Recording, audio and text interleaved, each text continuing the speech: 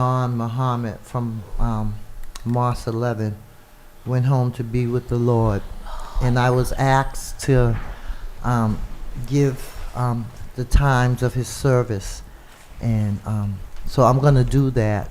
And after I do that, I'm going to, if anybody wants to call in and say anything about Minister Don, I want to give us at least 10 minutes. We can talk about him because we all know him and know the work that he did in our community. And he, another giant that has went on home to be with the Lord. So people, we have to get ready because time is running out.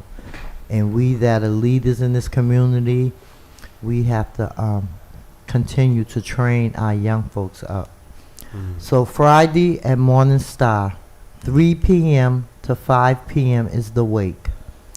5 p.m. to 5:45, open mic for people to share 2-minute personal reflections. 6 p.m. services begin. Saturday at Lope's Funeral Home in Mattapan, cars will line up by 10:45 a.m. to travel to Forest Hills. We will depart Lope's at 11 a.m. for interment. Repast to follow at Muhammad's Mosque in Grove Hall, Muhammad's Mosque 11. And we send our condolences to the family, the Nation of Islam, and all the people who knew and loved Minister Don Muhammad. So if you feel free, we are going to be having a conversation about different things.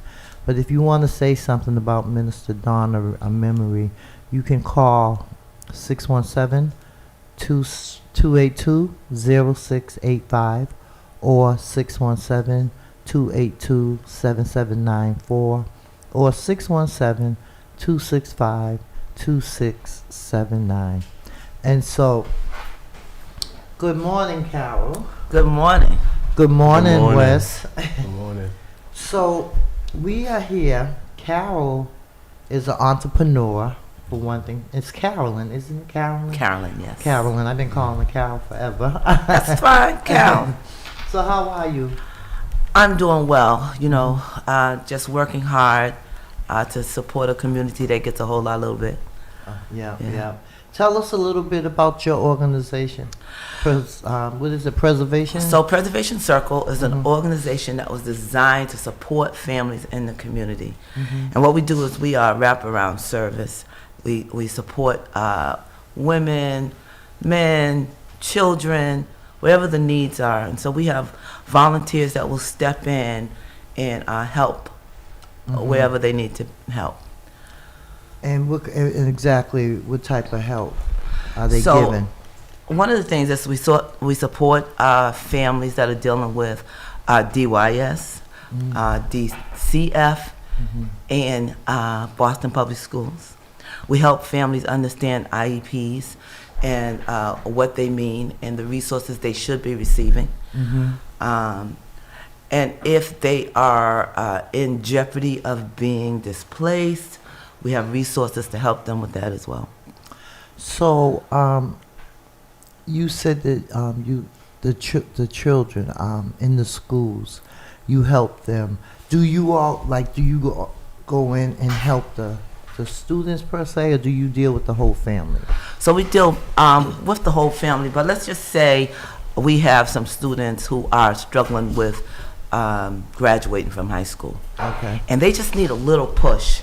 A lot of times I'll get a call from probably a family member saying, look, this is what's happening. Can you support me?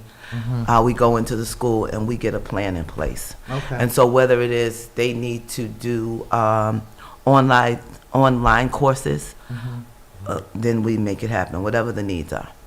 Boston Public School has a responsibility to make sure that all children have a proper and fair education. That's right. Okay. All right. Yeah. And so one of the things that I grapple with is the segregation that goes on in Boston. And what I mean by that is we have the exam schools and families are fighting to get into these schools, trying to make sure that children have a fair and adequate education Well, Boston has that responsibility across the board. I'm trying to figure out why we are sifting children to go into these 3 schools to that we these- have, right? 3, 4 schools.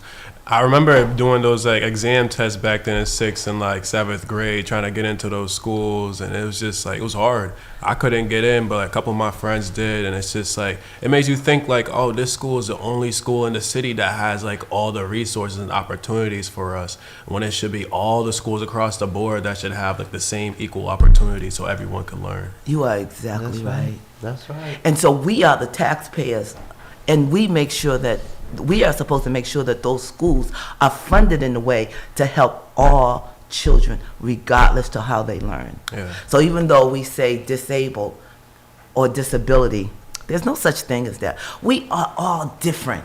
We learn from different ways, avenues, and different things like that. You know, we have over the last 10, 15 years, the influx of children with autism. Okay. And what I find is, because I have a son that the hospital told me that he would never learn to read, that he would never go to the bathroom. I said, hold it. I don't care if he can't read, because I can read to him. Right. Well, he going to the bathroom. I could just envision myself with somebody 30 years old changing a diaper. And what that told me as a mother, because that position is such a great position. If you're given that opportunity, your goal is to find out how your children learn. And we're supposed to raise them up in a way that they want to learn. Right. And so I started to figure out how he learned, and I found out he learns through music. So I was singing everything. Okay? And then I had to get the whole family involved. Girl, he goes to the bathroom. Needless to say, he can read. And he also went to college. And he at one time he couldn't talk. And then one day he yelled out, "Can I talk?" And I knew it was because you have to give the opportunity. And just because someone tell you you can't, That's right. you got to know you can. That's right. That's right. Just like you opened up with the power of the people. The people have so We the much people, power. we have the power. Yeah.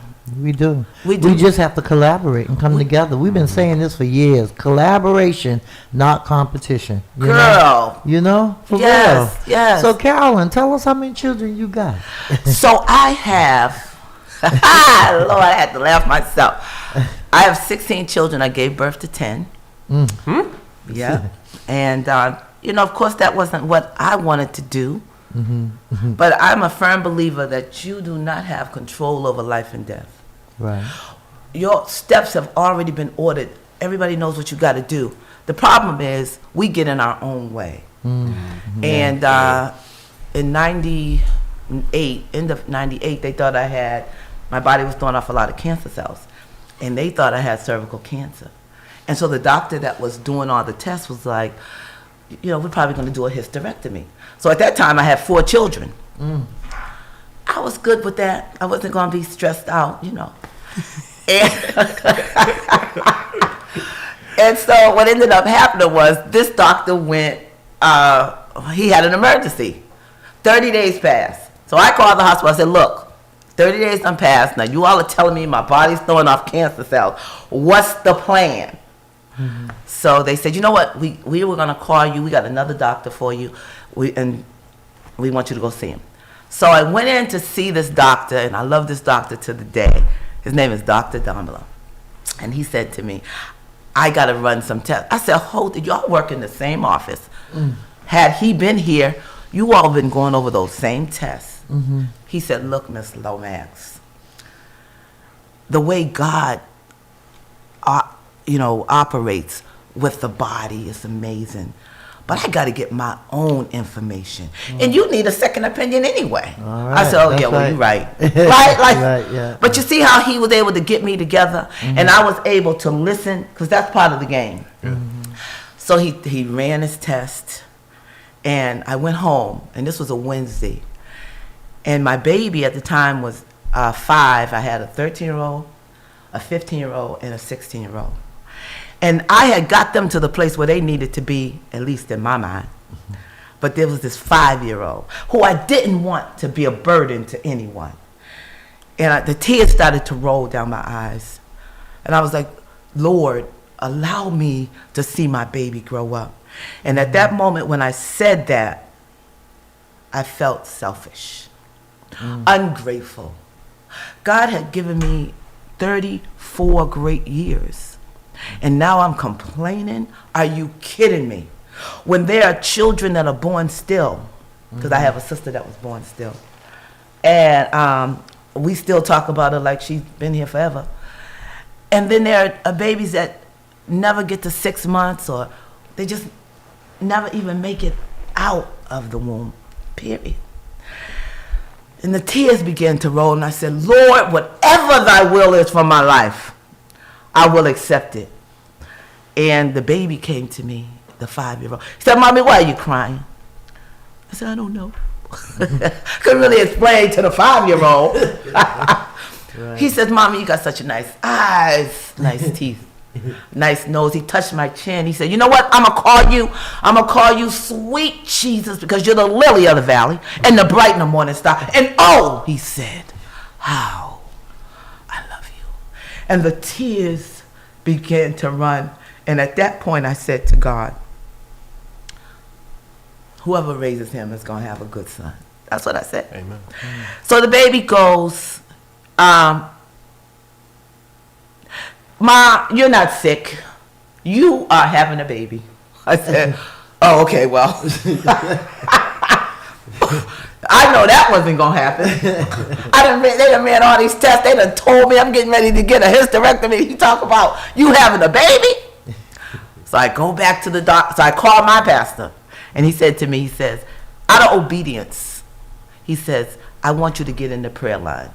And I did it out of obedience, not that I wanted God to change the trajectory of my life, because he had already ordained me to have a great life wherever I was. And the impact was going to be great no matter where it ended at, that dash. I go back to the hospital on the, so I went to church Sunday, and I go back to the hospital on that Wednesday. Dr. Domler goes, Miss Lopez, one of your tests came back that you're pregnant. But we know you're not. We're going to set you up for emergency ultrasound and get you ready for surgery. That Sunday morning, they sent me to emergency ultrasound. They told me I was having a set of twins. Wow. So that's how I started to creep up. And then that same little boy told me 6 months later, he said, the twins thought I was having another set of twins, and I said, what? Trying to figure out why I'm having this conversation with the 6-year-old. And I had another set of twins. So the twins are 14 months apart. And I still haven't stopped. And I believe that God said, I need you to do this, because you got this thing.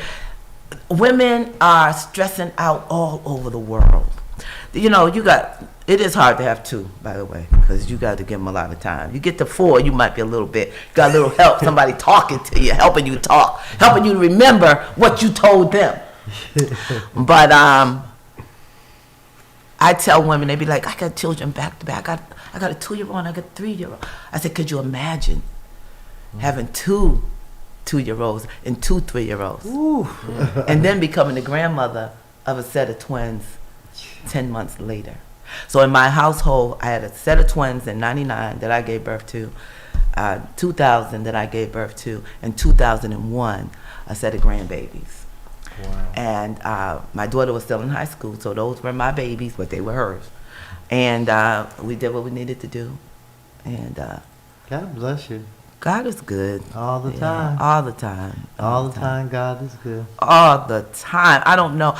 One of the things I don't know is how I would have made it without community. Mm-hmm. You've got to build a community that you want to see. And if we all do a little bit, no one will have to do a lot. That's right. You know? That's my brother's favorite saying. Really? Yes. If everybody do a little, nobody got to do a lot. That's right. Yeah, that's right. Yeah, that's yeah. right. And you know, in this time and age, in this world that we're living in now, and with this new administration that's coming into, being, we have got to stick together. When are we going to wake up? We have got to wake up. A part of it, what the design is. It's all by design. When you sit there and you think about it, when you live in a community that gets a whole lot a little bit by design, we all got the same amount of time a day, 24 hours. Yeah. Then when you multiply that by 7, I think that's about 168 hours a week. You got to budget that. You budget your time just like you budget your money. That's right. That's right. And so if you're not making enough money to cover basic needs, that means you are going to do what? Do more work. So let me give you a scenario. So we're supposed to have 8 hours worth of sleep. I don't know how us super people do it on 3 and 4 hours. Right. Right? But what happens is you wake up in the morning, you need at least 2 hours, an hour and a half to get yourself together. Then you need about 45 minutes to an hour to get to work. So work is about 8 hours, but they don't really pay for lunch, so that's an hour. So that's 9 hours plus 3, that's 12 hours you done already, and all you did was got to work. Then you need about another hour and a half to get home. So you are already at 13, 14 hours out of your budget of 24. So now you do 13 plus 8, because you're supposed to sleep up 8. What's that? 24. No, 21. 21. You got 3 hours. You got to get home and cook, clean. You're doing laundry. If you go to church, you socialize. You got to get your hair done sometime. And then you got to be a part of the community. You got to volunteer somewhere. But you done ran out of time, so what you do? A lot of people are not doing it. Listen, when I said that I have a whole lot on my plate. I run a small business in Dorchester. I do hair full time. And then I run this organization, and then I'm a part of a church community. Then I volunteer at City Life Vida Urbana, trying to help make sure that we can prevent displacement, whether you're a homeowner or a tenant, and making sure that we are not pit against each other. So even though I'm a homeowner, I'm not disillusioned. I'm really a tenant because my bank is my landlord telling me what to do. What are like some issues you've been seeing in the community lately? Like some like really high issues with like just amongst the young people. Like what you've been seeing just like from your perspective, like what have I been like in seeing? the city, like what you've been seeing like in the city, like so one when of you the go biggest outside, issues like, that what you be I like, man, see, like this is crazy. so the biggest issue that I see, and we've got to change this. I'm gonna give you a story. 2008, before I even knew the housing bubble was bubbling up. I was working quite a few hours. I had some children that were in school, so I had like 8 schools under my belt that I was on all the boards, and I had to be, because the teachers was like, I don't see you. I'm saying, did you see the children though? They said, yeah. I said, so if you see children, that means you see the parents, because the parents get the kids to school. Right. And so if you don't understand the schools, the communities that you are living in or that you are servicing, how can you service these communities? So now, here it was, I'm probably making about $50 an hour. I brought home $1,102.54. I didn't have enough to pay my mortgage. I changed my scheduling around a little bit, because I could do that because I'm self-employed. Most people can't do that. But the issue that I had was I was at the schools all day, so it looked like I was able to really do a lot with the children at night. I had to work. Most of us are working. That's a lot. So the problem is we're not spending time with our children. We don't have time. We got no time for nothing, right? We ain't got no time. You say you got that 3 hours, you trying to cook, clean, you trying to like watch the kids, you trying to pray, you trying to do all that with 3 hours left in the day. Hello. Right. So what you say to kids? Spending our whole day working. That is where the problem comes in. Yeah. So if we because can't, the parents can't really be parents, because they trying to work 2 and 3 jobs, you know? And so who watches the kids? The TV? And the kids. So They what I watch each found, other. so what I found was I was getting upset with the children, and I had to say, okay, don't get upset with the child. I had to talk to my own self. Children need navigators. That's why they got parents. We're supposed to be there ensuring. Back in the day, my mom was at home. You know, we didn't have cell phones. We didn't have social media. I mean, we was getting into stuff, but our social media was the neighbors. That's right.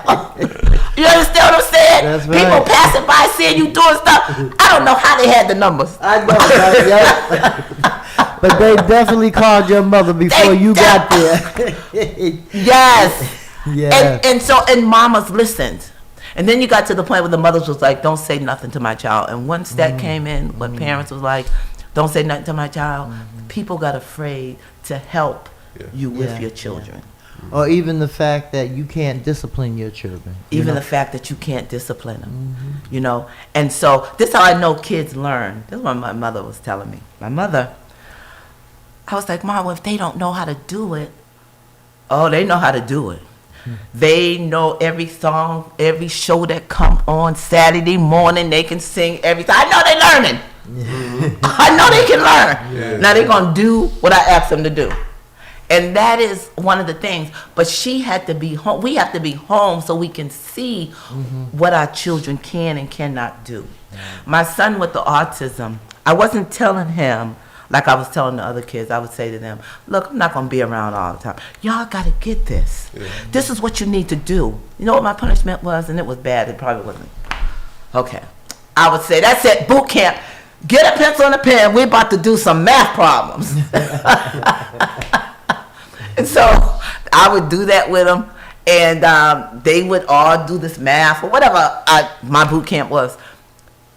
That's how the boy with the autism was. He wanted to be a part of it.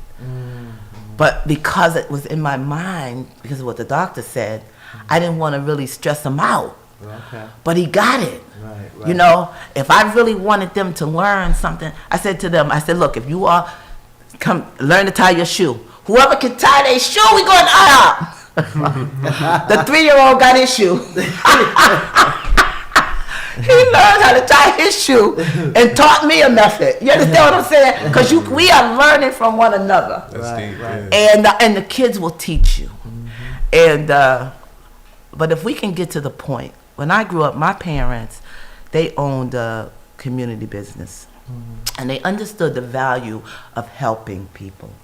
And they understood that when you help, you indirectly help yourself because we need each other. That's right. That's right. I remember one time I was in the store. I was about 12 years old, me and my brothers, and a robber came in. And I consider myself a master teacher at every age. I don't know when I learned I was. But I said to him, I don't know why you wasting your time robbing us. When Star Market, forgive me, Star Market, is down the street and you can get more. So my brother goes, don't be arguing. I said, he got to know. He said, girl, put the money in the bag. I said, you want the food stamps too? Because at that time they had food stamp change, the little coins. Yeah. They knew that didn't work. And then they looked like money, right? They were like books, like food stamp books. Oh my God. Put the money in the bag. You want the food stamps too? You want the food stamp and the coins, okay? So my father came in and my brother was like, Mom, Dad, you know what this girl did? She was arguing with the thief. Greatest lesson of my life. He said, you know what I want you to do? I want you to keep your register streamlined. I want you to set aside money just in case somebody comes in, because they're that way by design. I didn't really understood what he was saying, but every year around February, they put this show on the TV, Black History Month, of how they brought the drugs into our community to bring us down. And for some reason, when I think about, remember when they used to have the white powder they put around the crevices, and the white powder was for the roaches to walk in and take it back to their nest. So they mimicked that same thing. They created this white powder, because we ain't making crack cocaine or heroin or whatever it is. I don't even know what color it is. But anyway, And so the goal was for us to bring it into our community and to kill ourselves off, to kill us off, because we were by design not, even in the Constitution, we were born disabled. How can you be 3/5 of a person? That don't even make good sense. Don't even make no sense. But anyway, that's just how life is. And once we start to educate our young people, because they're walking around smoking this new kind of weed, and Same thing with the cocaine. They're putting in that weed and tobacco now, I bet. they're doing that. They trying to kill us all. They trying to kill us all, and we keep falling for the okie doke. Something's wrong with us. Something's wrong with us. So if we could take all that money that we are investing in the weed into the white man's weed business. It's not even our own. They're It's getting not- billions of dollars off this. Hello. Massachusetts made like $8 billion in like 6 months off that. This- That could have been like, imagine if the black community had our own businesses off that. Like, we're the most people, man. if we step outside right now and found out all the businesses that we employ, we employ businesses that are bringing in 40, 50,000 a day. The average liquor store is bringing in about $40,000 a day. Now, granted, they got their overhead or whatever, but just for the mere fact, that's because of us. That's because of we. Oh. So there's power in we. Yeah. And that is one of the things that, you know, me and my team, we got to pull everybody together soon. I'm going to be calling on everybody because we need everybody to push that power of we, which is what we've been pushing it for years. We just haven't pushed it in In an organized way. Right. Because that's what it's about: organizing. Organizing. We can organize in person. We can organize by the phone, by the email, by the Instagram, the Facebook. You know, we have all these mechanisms now and these tools of social media and stuff Oh my God. that we can do a whole lot more than what we're doing. That's you know? right. And so that's what it's all about. That's why I say we are the people. We have the power. That's We have right. so much power, but it's like your hand is open, right? If I slap you with my hand, it's gonna hurt. But if I punch you with my fist, it's gonna hurt more. And that's what we need to be. We need to be the fist.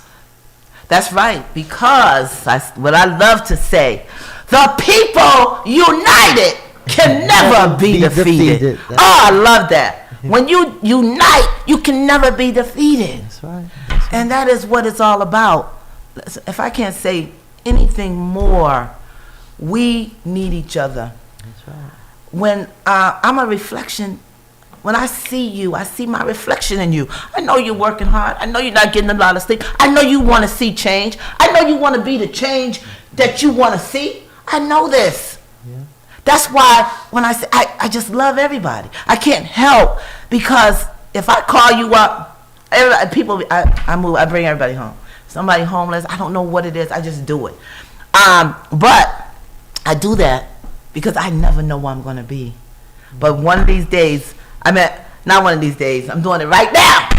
You know, we picked up a building in Mattapan. Okay. And that organization is Pearl Community Enterprises. And Pearl Community Enterprises is aiming to push that power of we. Because we have to do this. We have to be the change we want to see. Guess what? We can fund our own needs. I don't know can. who told people we can't. But if you got 1 million people that just gave $1, that's $1 million. Imagine 1 million people giving $30 a month. Can we send kids to school? That's what the power we want to do. We want to be able to send our own children to school, all expenses paid, because we need our own doctors, lawyers, That's right. mental health specialists in That's our right. own communities. That's right. That's right. We have to create our own jobs. That's right. That's right. We don't need nobody pushing in. See, that's why the IEP was so important. Because what they did was they created this avenue where children wasn't able to maybe get it, or wasn't at that level. Or maybe they just needed someone to sit down with them. They needed help. They needed a assistance. little help or a little assistance. So what they did was they created this individual ed plan, which technically everybody has the individual ed plan. It's just not written because you learn differently, right? And then people push in or push out of the classroom. They use that same technique in our community. They create gentrification. They create health disparities, educational, jobs. You already know we got one of the biggest crises on our hands, and they calling it rent control. Well, that's not my favorite word, but we roll with that word because they're controlling the rents the wrong way. Yeah. So that's right now. Right. Right. So I think in my mind, you got $3,000 a month for rent for a 2-bedroom apartment, Crazy. but you making $15 an hour. That math don't work. Is that math working? Yo, the math ain't working. So $15 an hour times 4 is $600, but you bringing home $452 times 4 or even 5. That's 1,600. You're not gonna make it. You're not gonna make it. You struggling. Yeah. So now I still gotta You go. gotta buy food, water, gas, get around. Get around. If you got family, kids. You ain't seeing those kids. Oh God! Wow, you ain't got no. You can't pay. And that the kids $3,000. mad at you. $3,000 crazy. You can't make it. You can't make it. You ain't You make can't even that. make this up. Yeah. You can't even make it up. I know. It's real. It is real, and it's sad. But I think that some of the organizations that we are working with and trying to collaborate with Yes. are about this life, are about change. It's about change. That's right. One of the things that I do not like about the nonprofit world is I think they pit us against each other, all the time, absolutely. Instead, you may have 4 or 5 organizations that's dealing with education, 4 or 5 organizations that's dealing with housing, 4 or 5 organizations that's dealing with jobs. Why can't you 4 or 5 organizations come together as a coalition and reach out for funding outside of Massachusetts? Because we only got a few funders that even give it, us to do this social justice work.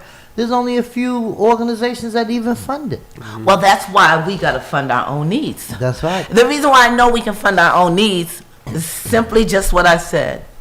When I went over to the liquor store, because it's right next to my building, and they make a lot of money. Are they giving back to our community? I don't think so, but they're all owned by one family. Are they educating? I mean, are they donating to anything? No, I don't think so. Last year, November 2nd, I was going in to get some change, and I fell. This is such an interesting story. So I was like, I fell, guys. And when I fell hard. And it was nobody saw this for some reason. I don't understand. I rolled over and sat up. They didn't come out to help me. I went in the store. I leaned over. I was in pain. I know they saw me because the next day, one of the volunteers was doing some work, and I was standing in the store again, and I saw all the commotion on their cameras. Wow. I think we have a caller. Good morning, caller. You're on the air. Good morning, Sister Priscilla. Good morning, Grace. How are you? Oh, good. And I'm glad you have on Sister Carolyn. Oh, Grace. Mm-hmm. How are you? Good Sister in yourself. I'm doing wonderful. How are you? Oh, I'm doing great. Thank you, and God bless you for your 10 children plus 6. Oh, thank you, Grace. You remember when I only had 4. That's right. Right? But the children are God's gift to the world. Yes, Without they are. children, children are our future. No children, no future. Yes, That's right. yes. Thank you for not aborting them. Well, More black thank babies you. are being, more black babies are aborted than are born. So our future looks pretty bleak. So we have to help the children, because the children are God's gift to the world. And I'm calling also to bring or highlight the issue in our community that is the White Stadium, the redevelopment of White Stadium. And we need to come together to make sure that that happens, because that is for the children.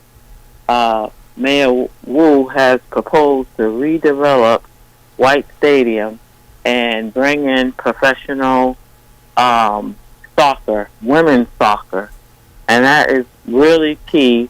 The Boston Public Schools and all schools in the city would use, especially Boston Public Schools, uses White Stadium, which is historically has been a disinvestment from the city of Boston, dilapidated everything. And I remember in the 70s when Richard Pryor came and did a concert there. So we used to have concerts and stuff, not just sports, but also concerts at White Stadium. And we were able to go there. So now some people are against this redevelopment of White Stadium, which will bring in revenue to businesses surrounding there, because they need parking. Lots of businesses have parking that could be utilized, could be bringing dollars to small businesses in the community, but also the opportunity for our young people to play professional at a professional stadium and also enter professional soccer sports. And I just want to say that having children who are athletes in the public schools, in the charter schools, that for, I think last year, I think it was I don't know what division, but athletes, high school athletes, college athletes were not allowed to be paid for their skills. But now a law was created that now athletes are allowed to be paid. So this is the future that's happening in sports for our youth.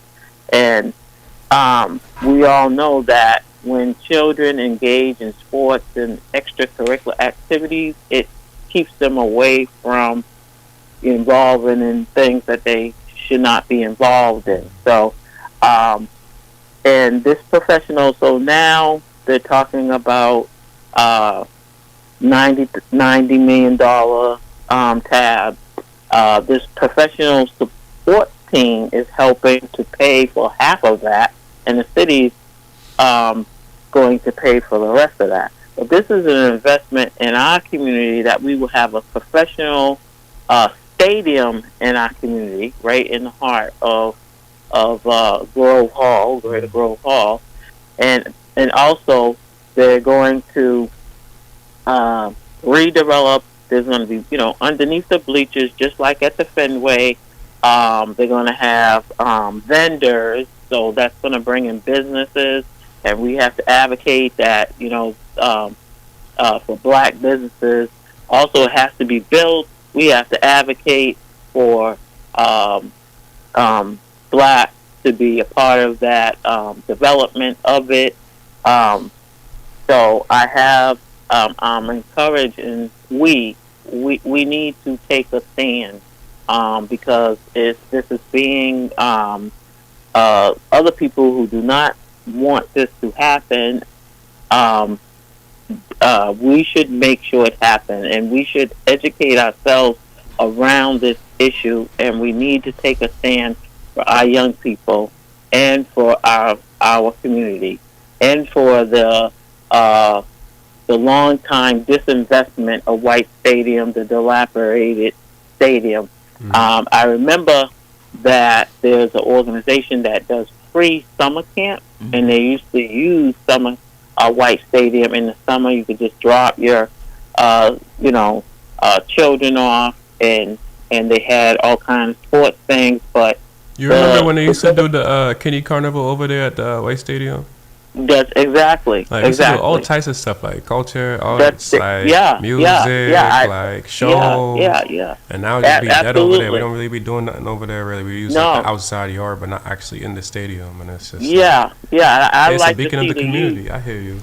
Yeah, I like to see the youth, to organize the youth to make sure that this happens. But we must come together and make sure this happens. And yes, I used to go to the the Burke High School, and I did run track at White Stadium. You knew my I'm mama gonna tell then. you, yeah. So, So when but to bring this, to envision having this professional stadium, we could walk to, we could see our grandkids, our great grandkids, our children, the students at all the high schools enter professional sports, because it's a big thing now. Remember that Belichick, the coach of the Patriots football, he has been signed on by North Carolina's University to coach football there. And so I see in the news that North Carolina's football team is not so great, but they're paying Belichick $1 million salary to come coach that football team, and he's going to turn that football team around.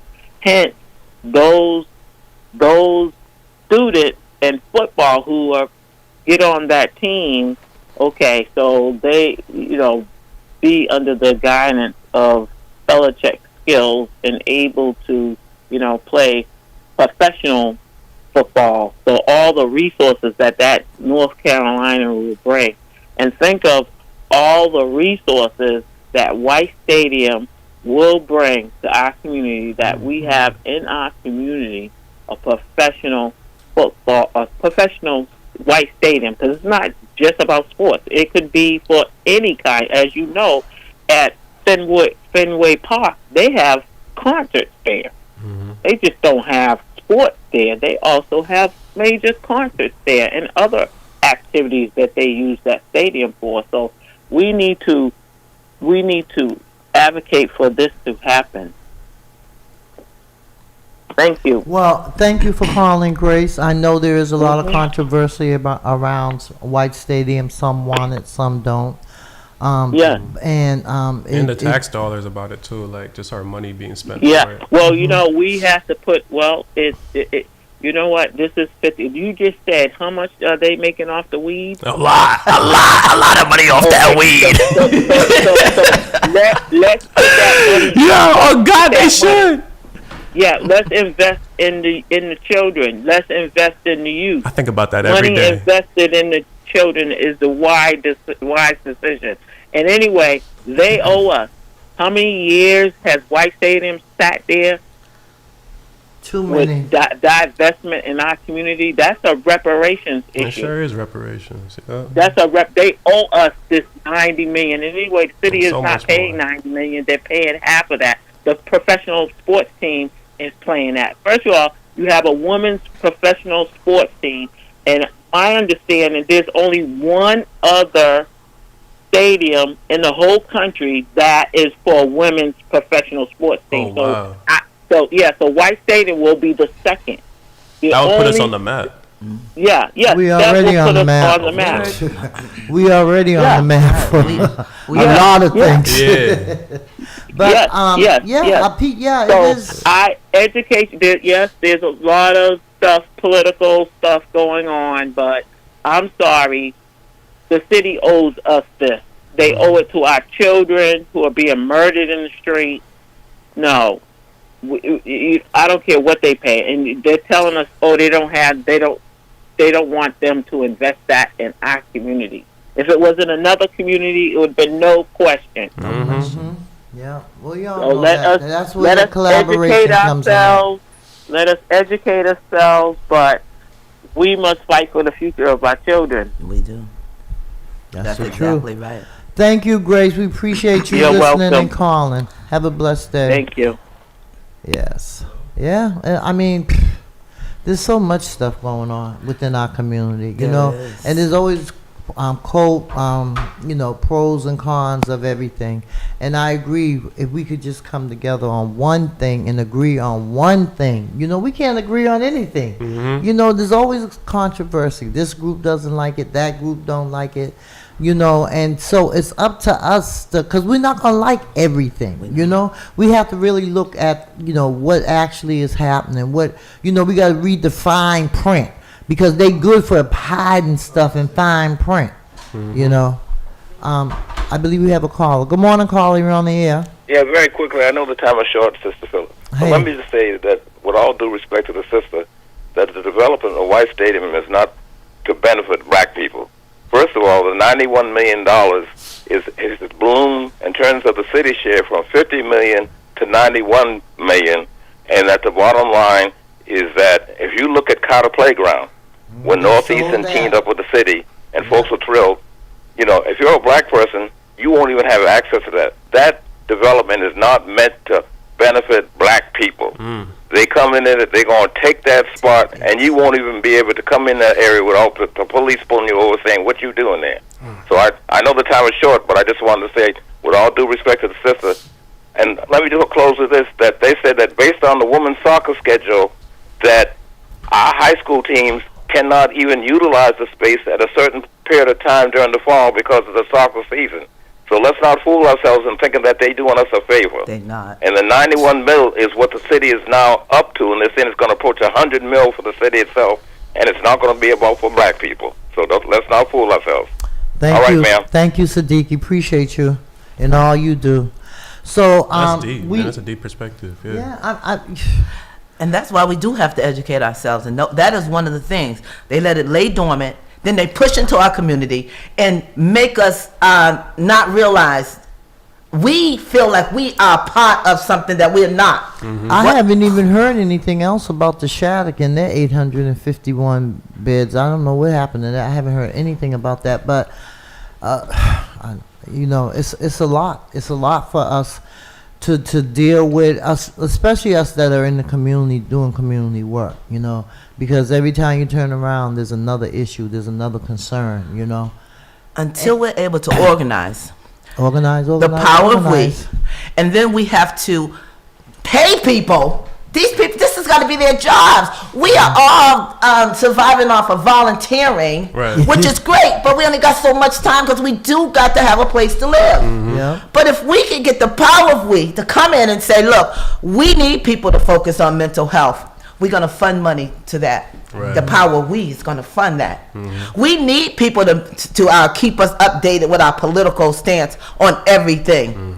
I mean, a little short story. My daughter had got a district-induced IEP because the... What's that? Well, what happened was, it's an IEP where she wasn't able to keep up. There was too many children with special 5 needs. minutes. Okay. With special needs being put into one school with not enough resources. So I don't have a problem with that happening. But as a parent, we don't know what's going on in the school. Right. Except our children know. So she calls me up, she's in the 3rd grade. Mom, you gotta get me out to school. The behaviors of the students is interfering with my learning style. How profound was that? I go up to the school, I want to do emergency transfer. They said, Ms. Lomax, you can't. This is late in the year. You're not going to get what you need. I said, this is what my daughter says. Is this true? Because I was under the impression A, B, C, and D. It turned out that a school that was supposed to be, how they throw this a word around, inclusion-like program, is not what it's cracked up to be. Long story short, we got a good plan going on. She left there. She went into the school across the street, Tech Boston. Great team over there. Had an ability to allow the children. They just wanted to learn. She wanted to go into a private school. I said, girl, as hard as I work to make sure that my tax dollars make sure that Boston Public School does what they want to do, and you want to go out the city? You know what she told me? She said, Ma, you told me that you cannot keep on doing the same old thing and expect different results. I said, oh. But anyway, the greatest lesson of my life, I go over to this school out there, and this school wants about $70,000 a year per student. And you know we can't afford that. But what happens is, you know, they got all kind of scholarships because they need us to, you know what I'm saying? And them numbers. Yeah, they need that number. So they got about 300 students. They got this, and I'm thinking, here's my child with an IEP, wasn't going to do whatever she needed to do. Yeah. 12 students per classroom. The girl did well. Graduated. She's in school over in New York right now. What am I saying? That school was equipped with everything they needed. You talking about a field for hockey, soccer. Listen, if you, that's what we need, y'all. And if the program Black People Suffer, y'all do know that program, don't you? It's not working for us. That's right. As much as I want to love them so bad, Boston Public School was not designed to educate our children at the way we think they should. And so it's the pipeline to prison. But anyway, we can get into that a whole nother way. Yes, because